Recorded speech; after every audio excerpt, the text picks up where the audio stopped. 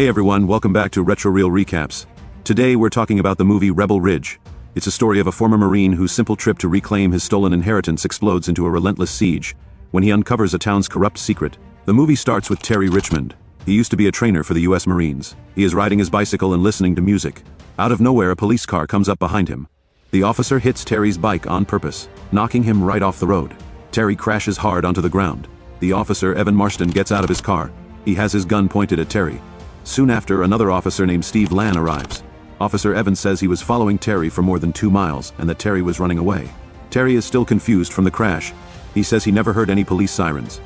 The 2 officers look through Terry's bag. They find a package inside. Terry does not want them to open it. The officers say they will call a dog unit to check it. But then they tell Terry this will take hours to arrive. Terry does not like this, but he reluctantly agrees to let the officers open the package themselves. Inside, they find $36,000 in cash. The police officers are surprised. They say that is a lot of money. Terry tells them it is legit. Most of it came from selling his part of a Chinese restaurant. The rest is from selling his car. He says $10,000 is to get his cousin Mike out of jail. His cousin is locked up for having marijuana. The rest of the money is for buying a truck and starting a small business. The officers do not listen to his story. They say it looks suspicious and is probably drug money. They tell Terry he can try to get it back in court, but that might take years. Or, they say he could be charged with a crime for money laundering.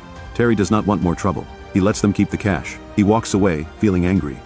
Terry, wanting to help his cousin, goes to the courthouse. There, he meets a court secretary named Elliot. Terry gives Elliot only the paper he got from the police when they took his money. Elliot tells Terry that paper is no good. Without the real cash, there is no way to pay for his cousin's bail. Elliot also gives Terry more bad news. He says all the people in the local jail are going to be moved to a big state prison. This is because the town jail is being fixed up. Elliot then finishes his workday and walks out, leaving Terry upset.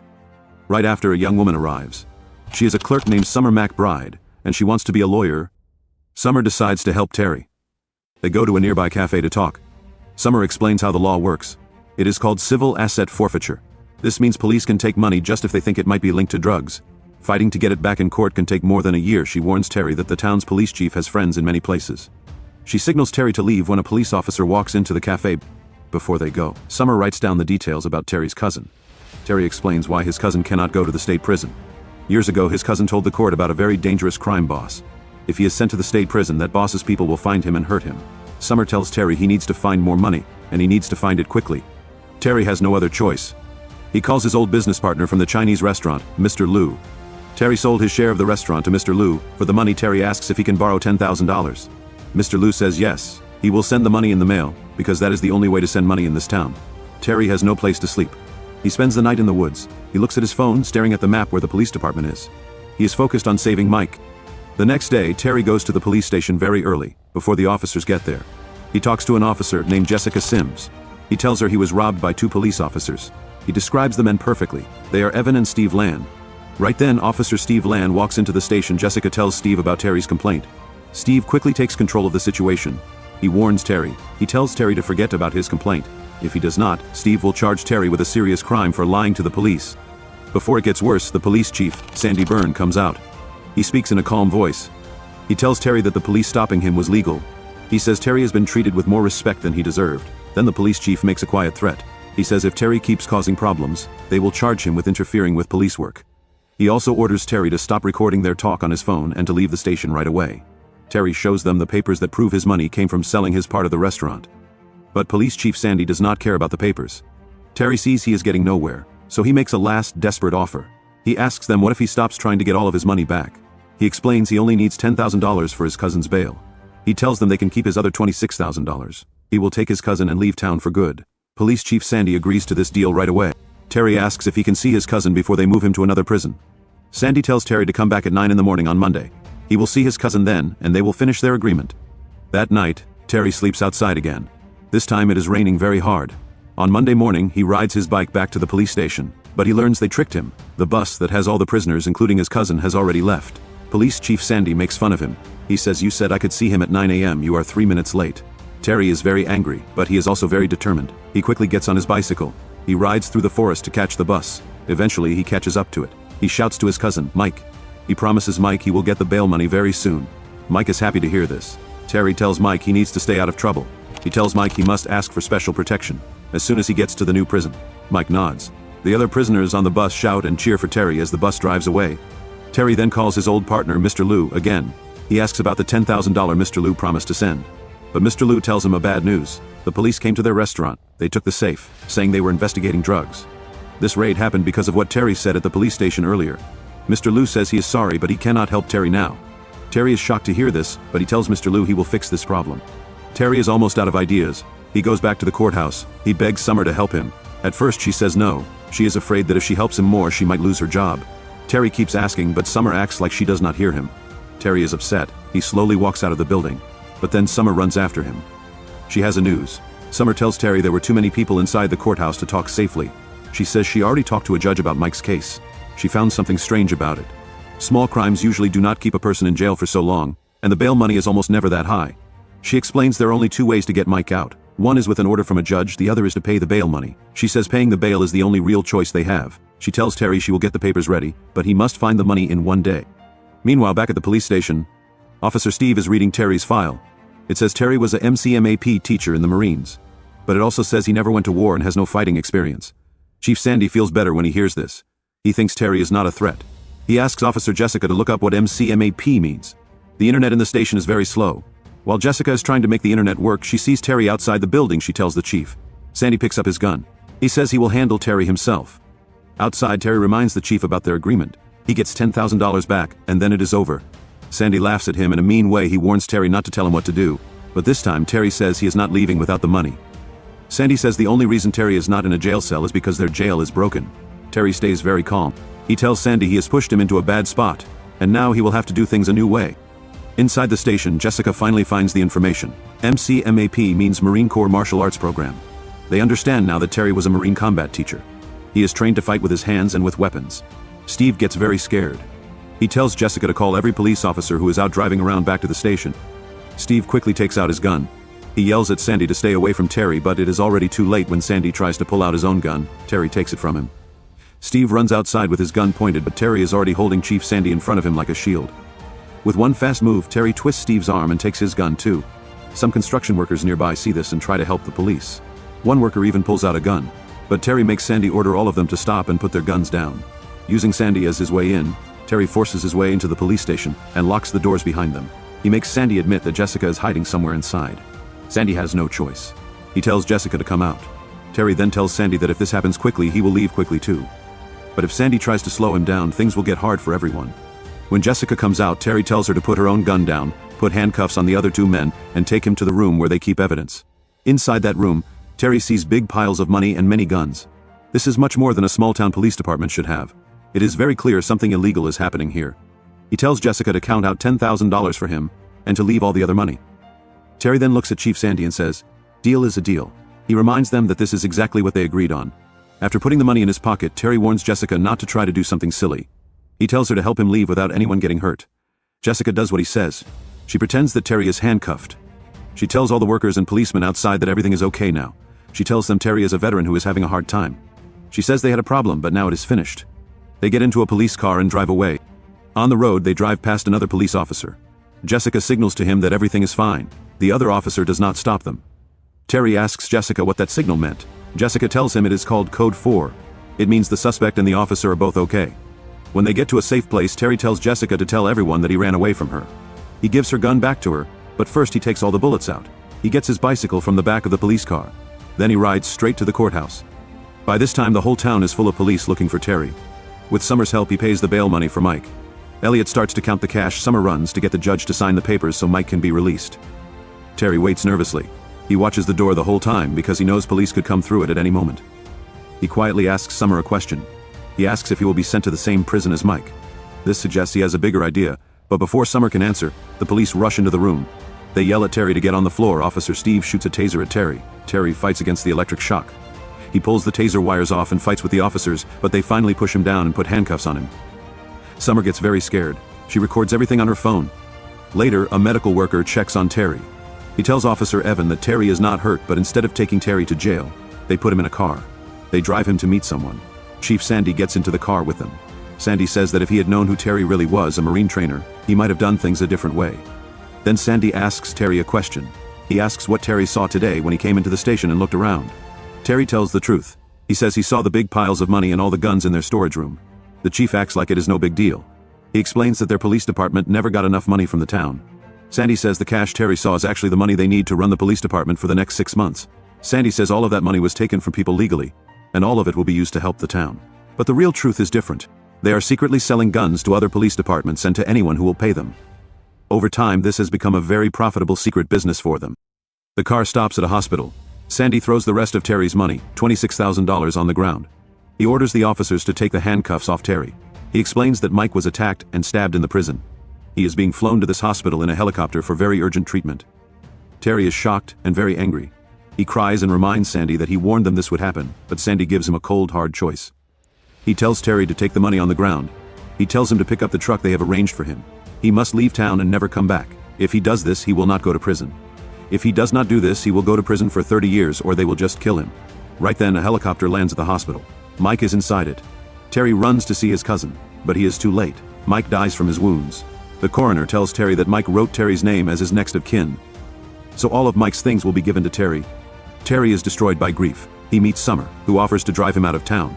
During the drive, she gives him some files. The files show other cases like Mike's. People were arrested for small crimes but given very high bail. They were kept in jail for 90 days in a row. Summer thinks there is a bigger plan happening, but Terry does not want to hear it. He says his only goal was to keep Mike alive, and he could not do it. He tells her he does not care about making the town better anymore. He just wants to leave. He sees a police car following their car and gets worried. But Summer tells him it is just a friend of hers, another officer who is helping her. Once they drive past the town line, the police car that was following them turns around and goes back. Summer stops the car at a place on the side of the road. She lets Terry out. He thanks her. He gives her his phone number, just in case she needs it. From there, he goes to finish buying the truck that the police arranged for him. That night, someone gets into Summer's house while she is sleeping. The person injects her with drugs. Summer feels confused and very scared. She almost calls the police, but then she stops herself. Instead, she calls Terry. She tells Terry she is in trouble. Terry drives to her house very fast in his new truck. He finds Summer lying in her bathtub. Summer tells him she cannot go to the hospital. If they test her for drugs, it will show she has drugs in her body. This would end her chance to be a lawyer. It would also mean she would lose her daughter, because she would not be allowed to see her anymore. She admits she used to be a drug addict. She was once arrested for stealing her father-in-law's lawnmower so she could sell it to buy drugs. That bad choice made her husband leave her and made her lose her child. She says she will be okay. She says she will just go to work and act like everything is normal. The next morning, Summer is called to the judge's office. Someone has already told them that she might be using drugs again. They force her to take a drug test. She knows the test will show she has drugs in her system. After she gives the sample, she cries and falls apart. She knows she is about to lose not only her job but also her daughter. Meanwhile, Terry is driving through the town. A police car suddenly comes up behind him and tells him to stop. Officer Steve gets out of the car. Almost right away, 2 more police cars show up. All the lights on the police cars are turned off. Steve admits they keep the lights off so the cameras inside the cars do not start recording. Steve tells Terry that in these new police cars, when you turn on the lights, the dash cameras start recording. Steve wants to know why Terry is still in town. Terry explains he is helping a friend who has a problem. He says he will be leaving very soon.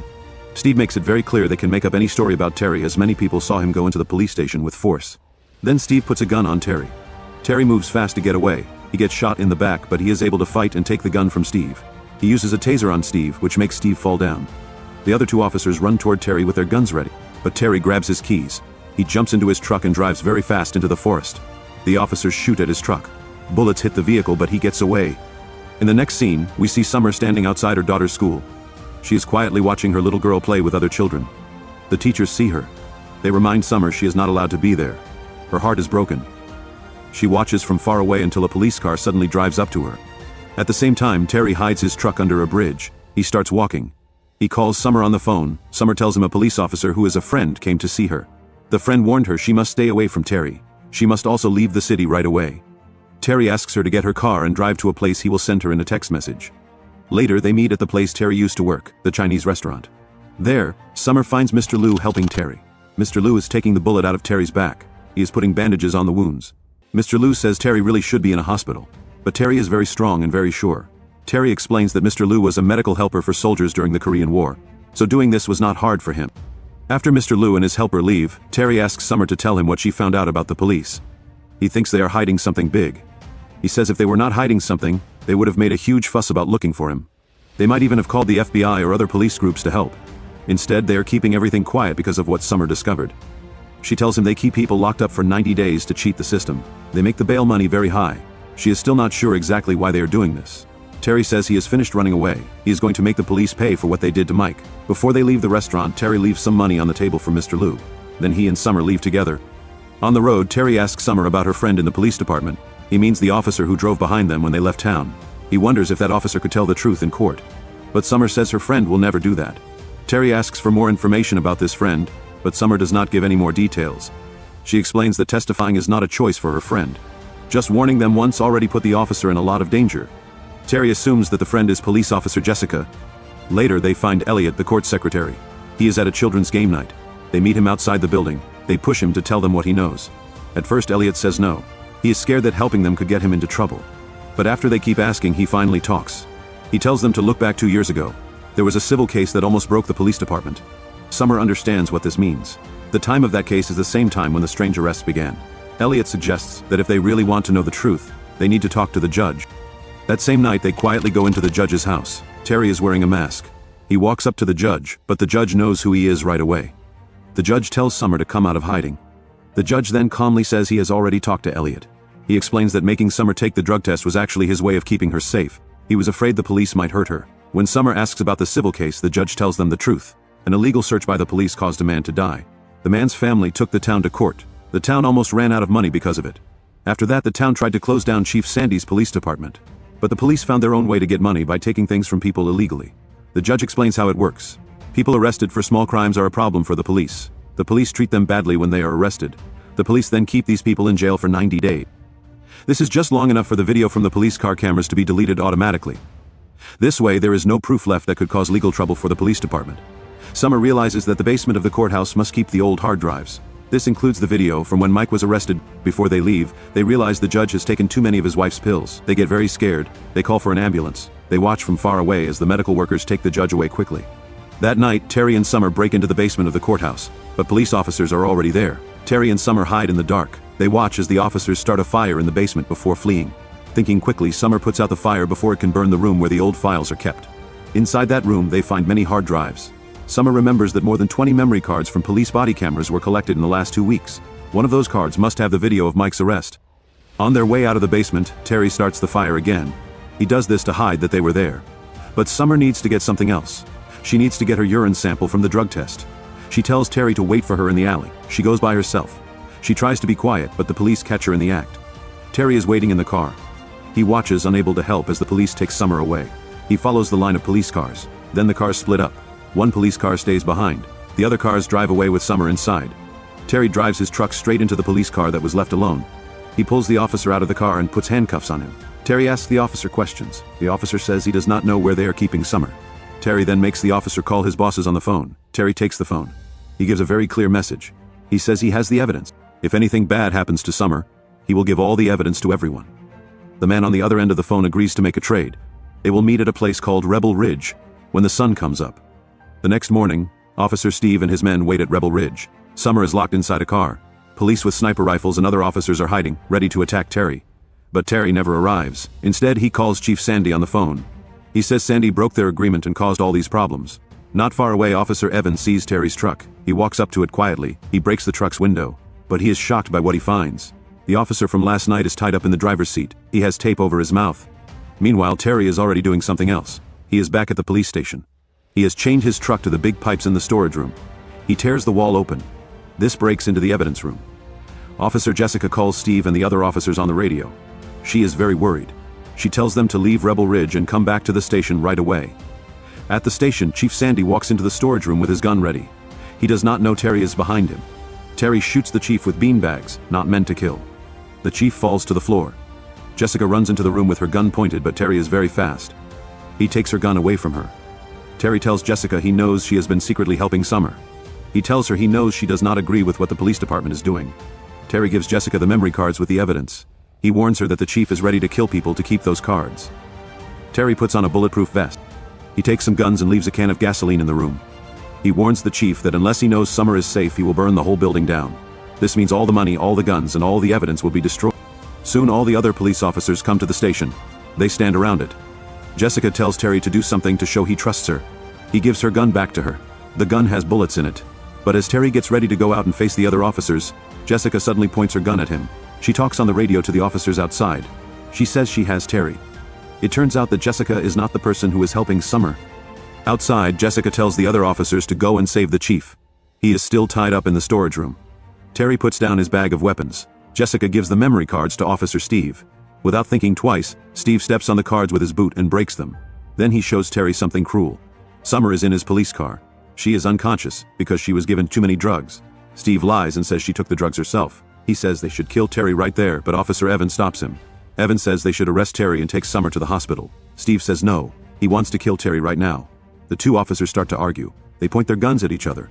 Before anyone shoots, Chief Sandy walks outside. He shoots Officer Evan in the legs. As Evan falls down, Terry understands the truth. It was Evan who was helping Summer, not Jessica. While the police officers are arguing about calling for an ambulance, Terry acts quickly. He grabs Evan and his bag of weapons. He pulls Evan behind a police car, while the other officers shoot at them. Terry throws flashbang grenades. These make the officers confused and unable to see. Then he fights the officers one by one. He uses his martial arts skills instead of his guns. Finally, he catches Steve. He hits Steve with very hard punches. Evan tells Terry their only hope is to get a police car and turn on its dashboard camera. Evan explains that Terry has to switch on the car's lights to make the camera start recording. Terry fights his way to Steve's police car. He turns on the lights. The camera starts recording right away. It records Chief Sandy shooting at Terry as they flee. On the road driving back, Evan tells Terry how to give Summer the medicine that will stop the drug overdose. But before they can get away, Steve grabs onto the police car. He tries to pull Terry out. Also, one of the car's tires has been shot, so the car is moving slowly. Right then, Summer wakes up. She sees Steve holding onto the window. She pushes him off the car. The police chief and the other officers still with him drive closer. They are ready to hit Terry's car and push it off the road. But at the last moment, Jessica changes her mind. She sees how bad things have gotten under the Sandy's command. She drives her car past Terry and crashes into the Sandy's car. Before the other officers can keep chasing Terry, Jessica talks on the radio to the whole police station. She says an officer is hurt. She says they will take Terry and the others to the hospital. The officers who were chasing them now follow Jessica's orders. They drive with Terry's car to the hospital. With police sirens leading the way, Terry finally gets to the hospital. He runs inside with Summer and takes her to the emergency room. Then he runs back outside to get the dashboard camera from the police car. Terry now has the evidence. He feels better because he has finally stopped the criminal group inside the town's police department. And that is the end of the story. If you like this video, please press the like button, share it with your friends and subscribe to this channel. See you in the next video.